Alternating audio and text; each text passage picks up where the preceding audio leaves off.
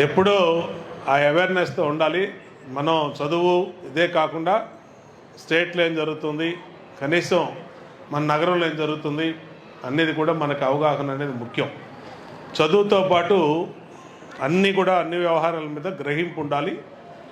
ఇవాళ ఇందాడే మీ head master గారు చెప్తా ఉన్నారు ఈ స్కూల్ గురించి, అట్లాగే ఇవాళ ఉన్న పరిస్థితుల గురించి. కాలేజీ అనగానే ప్రైవేట్ కాలేజీలకు వెళ్ళిపోతూ ఉన్నారు, కార్పొరేట్ కాలేజీకి వెళ్ళిపోతూ ఉన్నారు. దానివల్ల అన్ని రకాలుగా మీకు నష్టమే. మీ పేరెంట్స్కి విపరీతమైన ఫీజులు భారం. మీకు ఇక్కడ చెప్పేదానికన్నా క్వాలిఫైడ్ టీచర్లు ఏమి, క్వాలిఫైడ్ లెక్చరర్స్ ఏమి అక్కడ ఉండరు. ఎందుకంటే ఇవాళ మీకు పాఠాలు నేర్పే టీచర్ గారు కానీ మాస్టర్ గారు కానీ వాళ్ళు చదువుకుంది గవర్నమెంట్ స్కూల్లోనే, గుర్తుపెట్టుకోండి. ఇవాళ రాష్ట్రంలో కానీ దేశంలో కానీ ప్రధానమంత్రి వరకు ముఖ్యమంత్రి వరకు వీళ్ళందరూ కూడా గవర్నమెంట్ స్కూల్స్లోనే చదువుకొని ప్రయోజకులైన వాళ్ళు. వీళ్ళందరూ కూడా ఏదో గవర్నమెంట్ స్కూల్స్ అంటే తక్కువని అలాంటి భావం ఉండకూడదు. ఇంక్లూడింగ్ నేను కూడా గవర్నమెంట్ స్కూలు విద్యార్థినే. బోయపాటి శివరామకృష్ణ మున్సిపల్ స్కూల్లో చదువుకున్నాం. అలాగే ఎలిమెంటరీ స్కూల్ కూడా గవర్నమెంట్ స్కూల్లోనే ఆ రోజు చదువుకోవడం జరిగింది. ఇది మనం అందరం గుర్తుపెట్టుకోవాలి. ఏదో మనం తక్కువగా గవర్నమెంట్ స్కూల్స్ని అంచనా వేయటం ఇవన్నీ కరెక్ట్ కాదు. అక్కడికి మీ కాలేజీలకు వెళ్తే కార్పొరేట్ కాలేజీలకి ఎవరో 10th క్లాస్ పాస్ అయిన వాళ్ళు, ఇంటర్మీడియట్ పాస్ అయిన వాళ్ళు బెత్తం పట్టుకొని 4 దెబ్బలు కొట్టి చదివిస్తూ ఉంటారు కంటిన్యూగా, మార్నింగ్ 8 to నైట్ 8 వరకు. ఇక్కడ ఏంటంటే గవర్నమెంట్ స్కూల్స్లో కాలేజెస్లో కానీ సబ్జెక్ట్ అర్థమయ్యేటట్టు మీకు ఒక క్వాలిఫైడ్ టీచర్సు లెక్చరర్సు వీళ్ళు మీకు పాఠాలు చెప్తారు.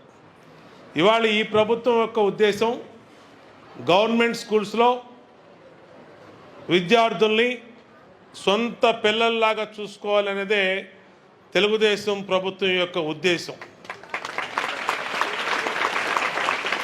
అన్ని రకాలుగా మీకు సబ్జెక్ట్ వైజ్ కానీ అలాగే ఫెసిలిటీస్ వైజ్ కానీ స్కూల్స్లో అన్ని రకాలుగా మీకు సౌకర్యాలు ఏర్పాటు చేయడం కానీ, ఇవాళ ఎంకేబీ స్కూల్ ఉంది, ఇంత పెద్ద ప్లే గ్రౌండ్ ఉంది. ఏ ప్రైవేట్ స్కూల్స్ కన్నా వెళ్ళండి, ఎక్కడన్నా ప్లే గ్రౌండ్ అనేది ఉంటుందా? ఎక్కడన్నా ఎక్కడా ఉండదు. ఏ ప్రైవేట్ కాలేజీకి వెళ్ళండి, చైతన్యానో ఇంకోటో దేనికన్నా వెళ్ళండి, నారాయణకు ఇంకోటో, ఎక్కడా కూడా ప్లే గ్రౌండ్ కాదు కదా, చిన్న ఇంచు కూడా ఖాళీ ఉండదు. ఒక రూమ్లో 60 మందిని కుక్కేసి పాఠాలు చెప్తూ ఉంటారు. కాబట్టి మీరు చిన్నప్పటి నుంచే ఒక అవగాహనతో ఉండాలి. చదువు మీద దృష్టి ఉండాలి కానీ కాలేజీ యొక్క బ్రాండ్ మీద దృష్టి అవసరంలా మనకి, గుర్తుపెట్టుకోండి. చదువుకున్న వాళ్ళు ఇందాక చెప్పానుగా, ప్రధానమంత్రి కూడా అయిన వాళ్ళు ఉన్నారు. అబ్దుల్ కలాం గారు భారత మేధావి, ఇక్కడే విగ్రహం పెట్టాను నేను. ఆ విగ్రహం నేనే పెట్టింది శాసనసభ్యుడిగా ఉన్నప్పుడు.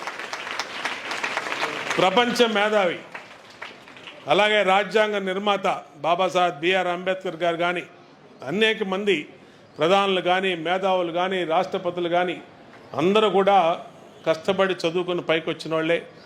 అందరూ కూడా ఉన్నటువంటి ఫెసిలిటీస్తో చదువుకొని పైకి వచ్చిన వాళ్ళే. కాబట్టి మీకు చాలా ఇవాళ ప్రభుత్వం నుంచి చాలా మీకు అండగా ఉంటుంది, మద్దతు దొరుకుతుంది. అన్ని రకాలుగా మధ్యాహ్న భోజన పథకం కానీ, డ్రెస్సులు కానీ, బుక్స్ కానీ, బ్యాగ్స్ కానీ అన్ని రకాలుగా మీకు అండగా ఉంటా ఉన్నాం.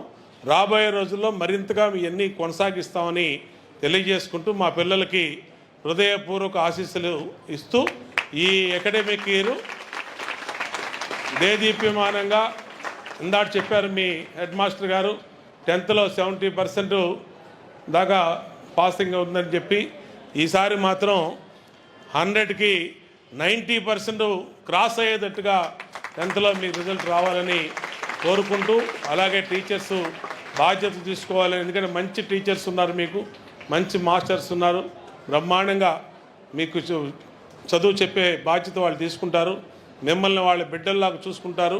కాబట్టి ఎన్నిటిని కూడా అమలు చేయాలని కోరుకుంటూ మీ అందరికీ కూడా మరొకసారి మా పిల్లలందరికీ హృదయపూర్వక దీవెనలు అందజేస్తూ సెలవు తీసుకుంటాం.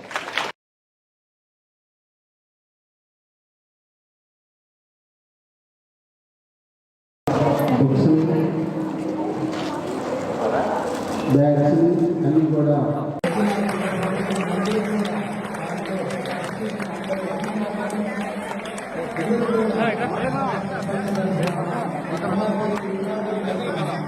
Hey,